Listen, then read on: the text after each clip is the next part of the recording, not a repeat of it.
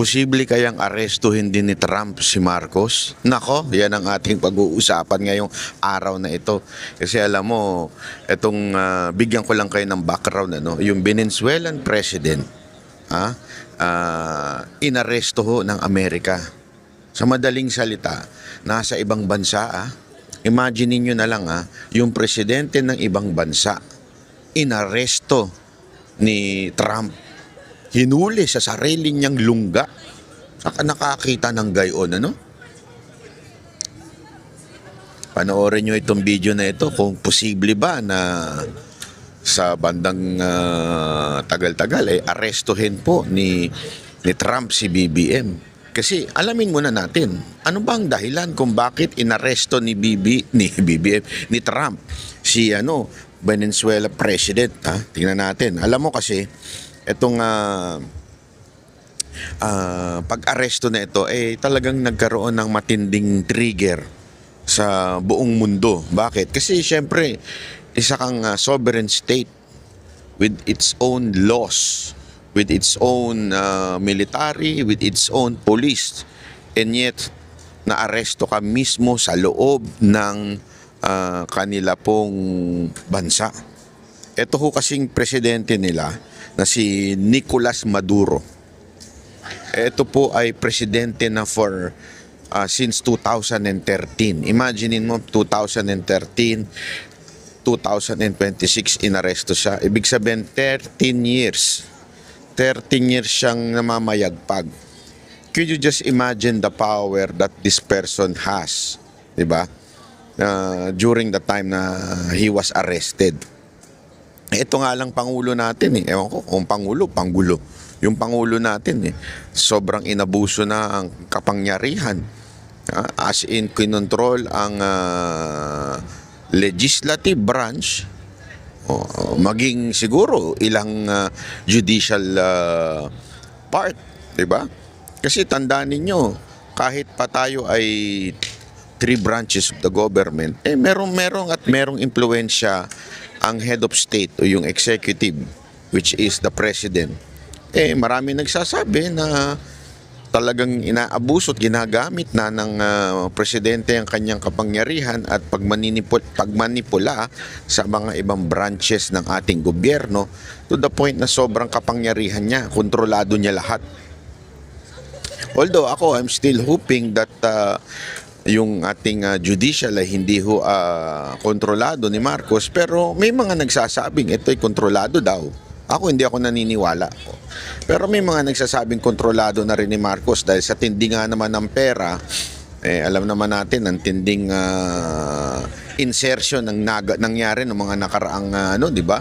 So ibig sabihin talagang malupit yung kanilang kakayanan na mamahagi ng pera. At dahil doon nai-impluwensya nila ang legislative branch, di ba? Yung pansinin ninyo, di ba? Meron ngang 2 million na Christmas bonus, saan ka pa?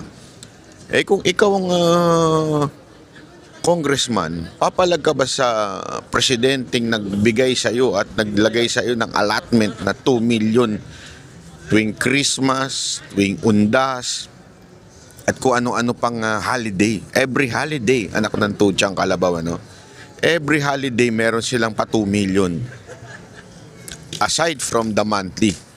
So imaginein mo, tiba-tiba ka diba? Talagang dahil doon ikaw ay sisipsip o ikaw ay kontrolado ng presidente. At sa tingin ko, ganun din naman ang nangyari siguro dito kay sa Venezuelan president. So imaginein mo, if you are ruling for 13 years, ibig sabihin nun you have much power during the elections, and syempre sa atin din ng sumisipsip sa yung mga opisyal ng gobyerno, opisyal ng kasundaluhan, opisyal ng kapulisan. 13 years ka namamayagpag. Diba? Kaya ka na natili dyan dahil sa tindi ng kapangyarihan mo. Pero in a split of a second, mantakin mo, siya ay inaresto ng presidente ng ibang bansa. Kaya nga ang tanong ngayon dyan, pwede kaya ito si BBM arestuhin din ni Trump? Yan ang ating pag-uusapan. Diba? Ano ba kasi ang dahilan, Banat Bay, na inaresto ni Trump itong presidente ng Venezuela? Ang isa sa binigay na dahilan ng Americans para sinasabi nila kung bakit sila nangialam ay dahil sa ito daw po ay dahil sa droga. Droga. Droga. Bangag. Hindi naman bangag yung presidente, pero pinahihintulutan niya ang kartel, mga drug cartel. Hinahayaan niya, 'di ba, na pumasok ng Amerika yung mga drug cartel. Para bagang sinasabi ni Trump, dahil diyan dapat ka nang arestuhin dahil nadadamay na kami. Yun ang sinabi ni yun ang kasi nag-spark ito ng matinding political question, dahil pwede bang makialam ang ibang bansa sa isang sovereign state. Ang sabi ng Amerika, to justify it, sandali, chotomate, sabi, chotomate ko dasay. Damay na kami sa kaguluhan ninyo dyan. Nadadamay na yung aming importation ninyo ng droga sa aming bansa. Diba? Kaya pumasok na si Trump sa eksena. Sabi niya, hindi pwede. I-stop, sabi niya. I-stop.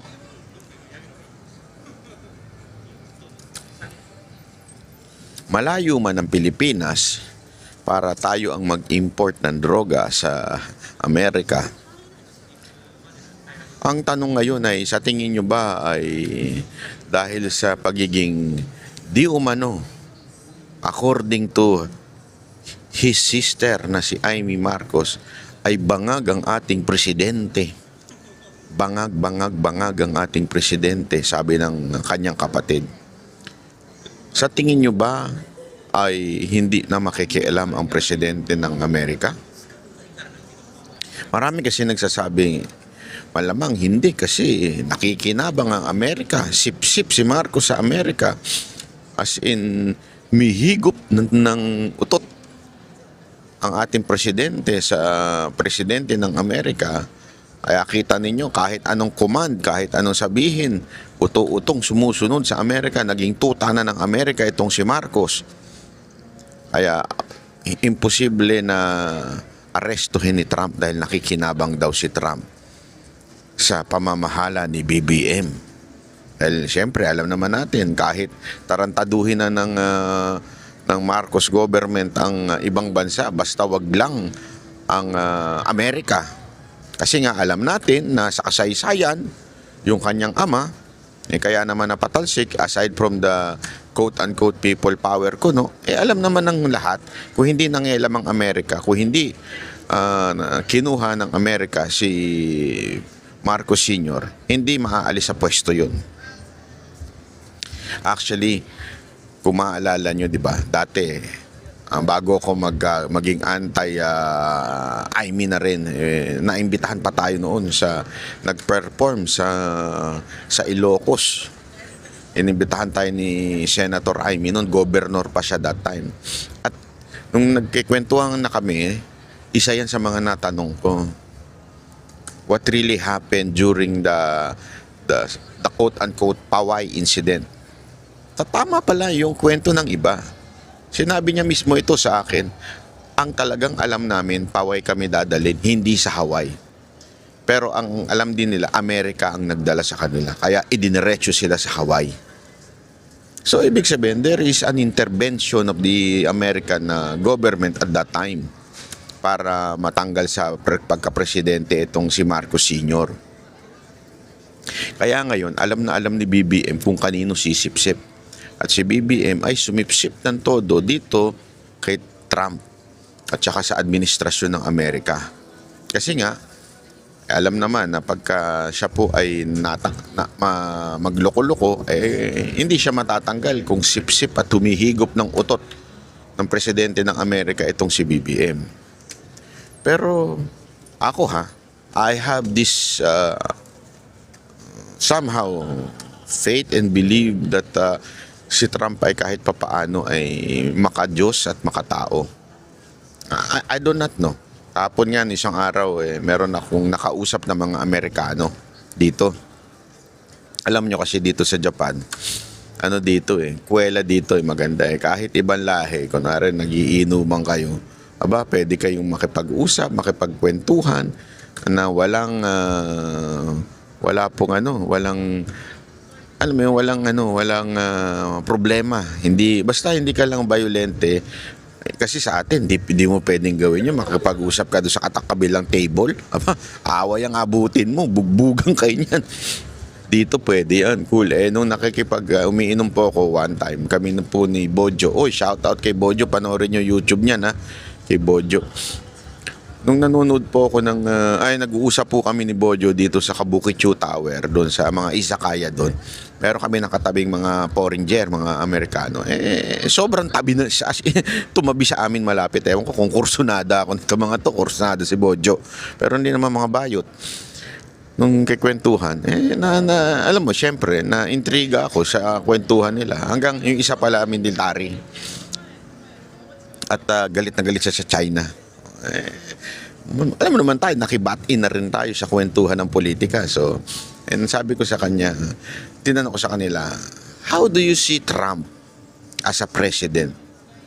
Do you think the assassination or the attempted assassination of Trump is true? Sabi ko, puta, pinractice natin yung English natin, Brad. Siyempre, tuwan-tuwa naman sila. Wow! This person knows how to speak in English. Sabi ko, yeah, of course. I am from the Philippines. Oh, you're president. Ganun ang tingin. You're president. Kumano, no? Sabi ko, pambihirang buhay oh. Mukhang may nababalitaan sila. Kaya tinanong ko, pinasok ko yung sabi ko,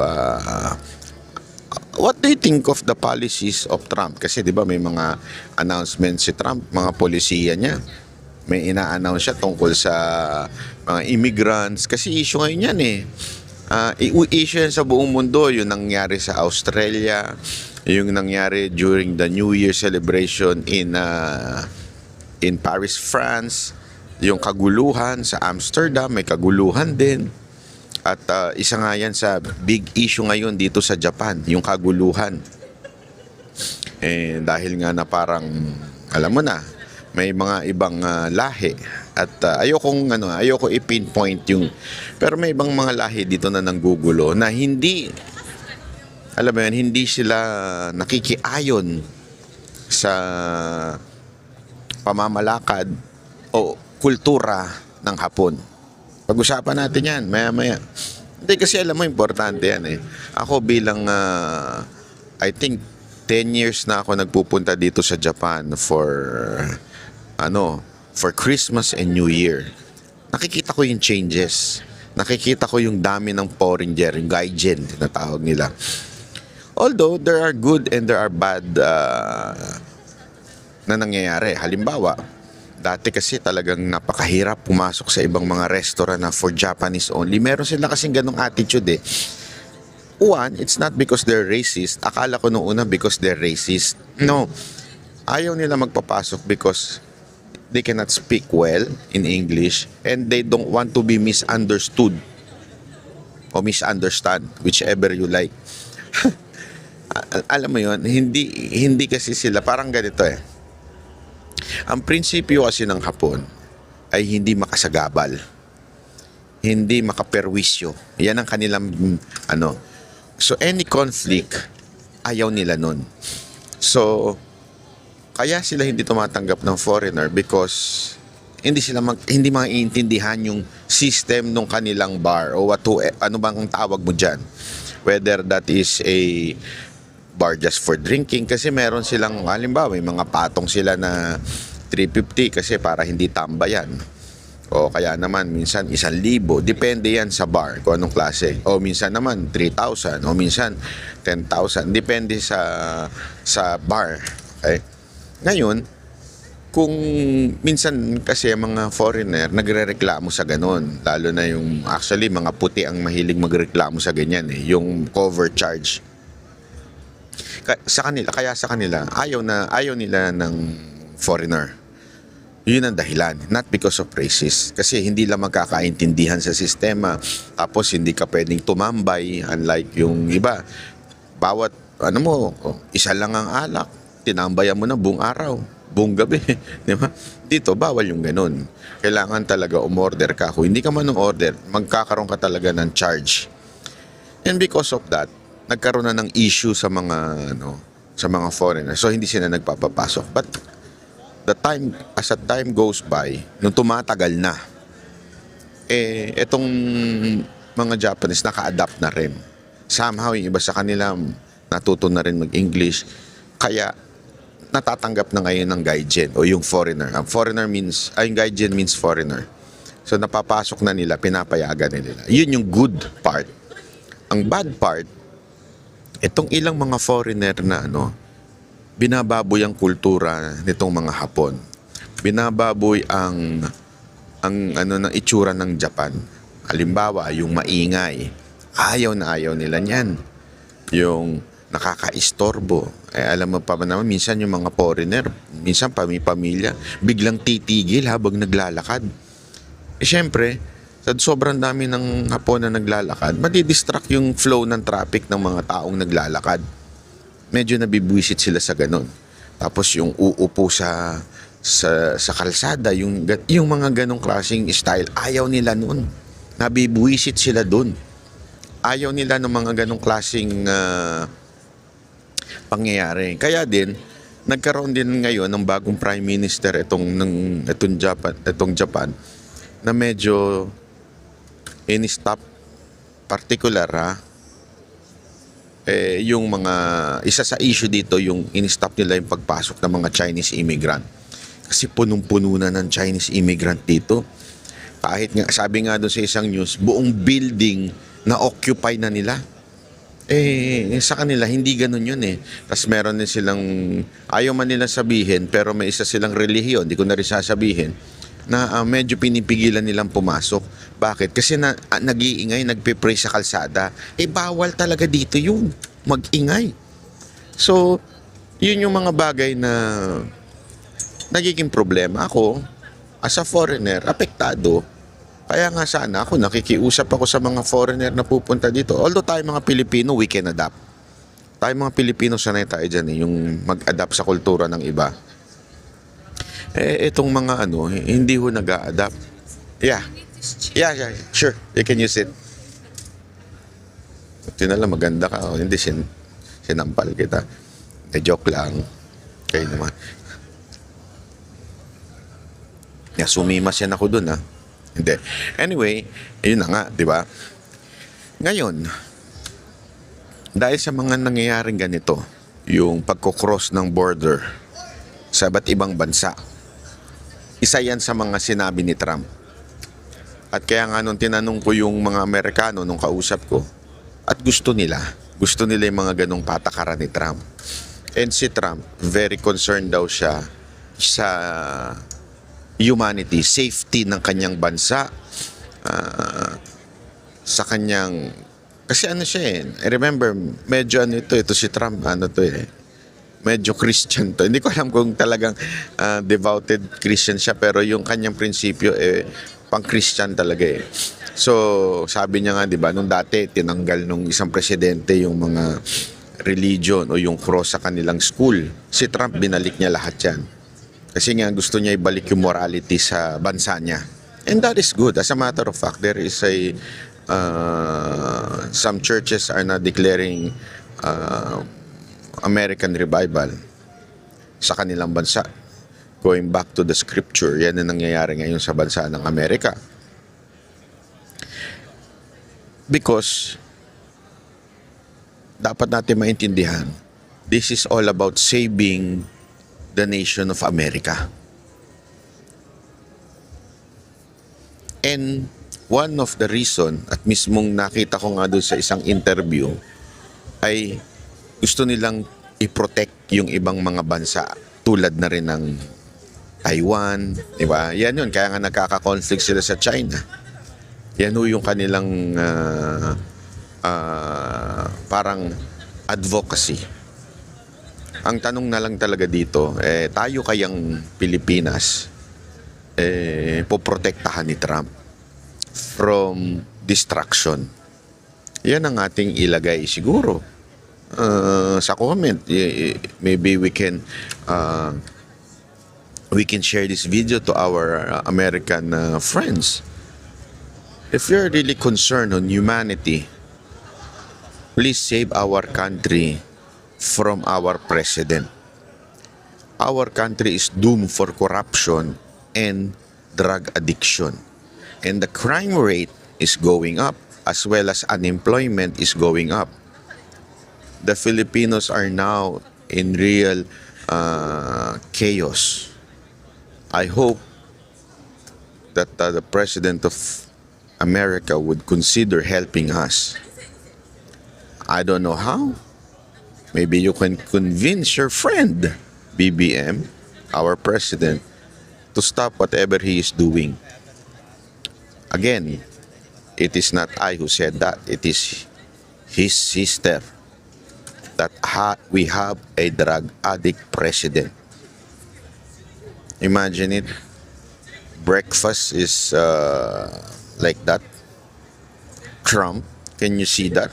Our president is having a breakfast like that. And the person who said that is not political enemy, but his sister. So, Trump, if you have the advocacy of saving other countries from disaster, would you consider saving us? Again, I'm not saying illegal ways or out of the Constitution, but with respect to our Constitution, do your legal thing. Maybe you can convince our president to stop all the corruption, the true move to stop our corruption. Ang naintindihan kaya ako ni Trump, lalo siya naguluhan. Hindi, diba? Yan naman yun eh. Legal way. Inside yung ating Constitution. Constitutional way. Diba?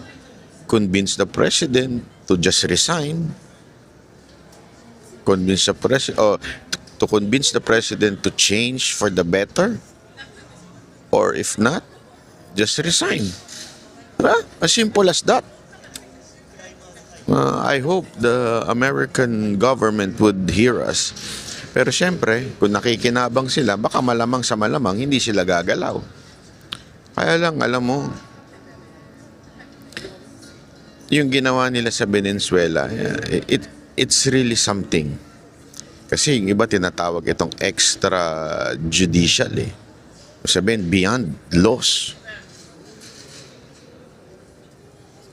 Right now, ang mga pumalag lang Cuba, actually medyo pumalag daw ang China, nakita ko sa news na parang hindi dapat daw yun, pero hanggang ganun lang. They cannot do anything aside from magbigay lang ng political statement. But this is a big thing. Sana this would somehow, ito, give an impression to other presidents, especially our president, na magbago-bago, na umayos-ayos. Di ba? Or, parang bang sinasabi natin na ayusin mo sarili mo. Kung hindi ka ayos sa sarili mo, mag-resign ka na lang. Kasi kawawa na Pilipinas. Mag-resign ka na lang kung hindi mo rin naman aayusin yung sarili mo, BBM. Di ba? Wag mo nang antayin na dukutin ka pa o hulihin ka pa ng ibang bansa. Kasi ginawa na nila yun eh. Malay mo. Diba? Gawin uli nila. Hindi natin alam yan. We're not saying na dapat nilang gawin yun, ha? Pero again, hindi naman natin kontrolado ang utak ng Amerika. Sana lang, magising-gising na itong presidente natin. Kasi yung anti-corruption niya na ICI, walang kwenta eh. Kaya nga nag-resign halos lahat, isa na lang natitira. Lahat na commissioner, lahat ng nag-resign na. Kasi alam nilang walang kwenta, moro-moro lang. Alam nilang, 'di ba, hindi naman talaga seryoso yung presidente itigil ang korupsyon. Tapos yung kinasabi nila may makukulong hanggang ngayon, tapos na New Year. Nakulong ba ang mga congressman? May nakulong ba? Wala. Yung pinsan niya ba nakulong? Hindi. So isang malaking katarantaduhan talaga yung anti-corruption. Plus, lumalala pa ang krimen sa Pilipinas. So, kung hindi mo ayusin yan, BBM, baka mamaya, kung hindi man Amerika magtanggal sa'yo, baka taong bayan na magtanggal sa'yo sa posisyon. Wag naman sana, ayoko ng kaguluhan. Pero baka ganun eh. Sumagad na sa buto yung kahirapan ng tao, abay magwala na. Ayoko yung ganun kasi magulo yun. Pero di natin makokontrol ang isip ng mga Pilipino kung yun ang kanilang gawin. Eh, kawawa naman tayo. Kasi ayoko talagang presidency yung ganong klase sa Pilipinas na every time na lang na may ayaw na presidente, kailangan tanggalin sa posisyon forcefully. Ayoko ng ganon. Pero paano kung ganon ang isipin ng mga Pilipino? Naku, patay tayo dyan. Baka mamaya magkagulo lang sa Pilipinas. Kasi tandaan ho natin even if yung AFP ay kontrolado niya, merong mga young officers na makabayani pa talaga at may prinsipyo pa talaga. Yung mga young officers dyan na talaga nakikita nila na we're headed to destruction. Baka mamaya may gawin silang hindi maganda. Wag naman sana. Pero alam mo yun, hindi natin mapipigilan yung ganyan. So, ikaw bahala ka, BBM. Ayusin mo ba o mag-resign ka na lang? O baka mapuwersa na ang taong magtanggal sa'yo o hindi man ang Amerika? Ikaw na bahala dyan. Okay? Maraming salamat po. Ako po si Banat Bay sa uulitin nating video. Kami ang boses ng masa, hindi natatakot. Katotohanan lang, di kami nalulunod. Walang bahid ng sismis, lahat ay totoo. Kahit sino ka pa, pag mali ka babanatan ka. Walang pinipili kulay, wala kaming kinikilingan. Basta para sa bayan, kami lalaban. Pag tama palapakan, pag mali banatan. Di matitinag, di matatakot, para sa bayan tuloy ang sigaw. Sa harap ng kamera, walang halong takot. Mga baluktot, lahat kayo'y tutumba. Ang hustisya at totoo, yun lang ang mahalaga. Kahit sinong harang, di kami matitinag. Walang pinipiling kulay, wala kaming kinikilingan. Basta para sa bayan, kami lalaban. Pag tama palapakan, pag mali banatan. Di matitinag, di matatakot, para sa bayan tuloy ang sigaw. Kung nasa tama ka, ikaw ay aming kasama. Pero pag mali ka, handa ka na bang mabasag? Banateros kami, walang inuunan.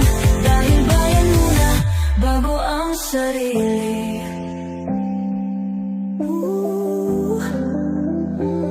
Bago ang sarili.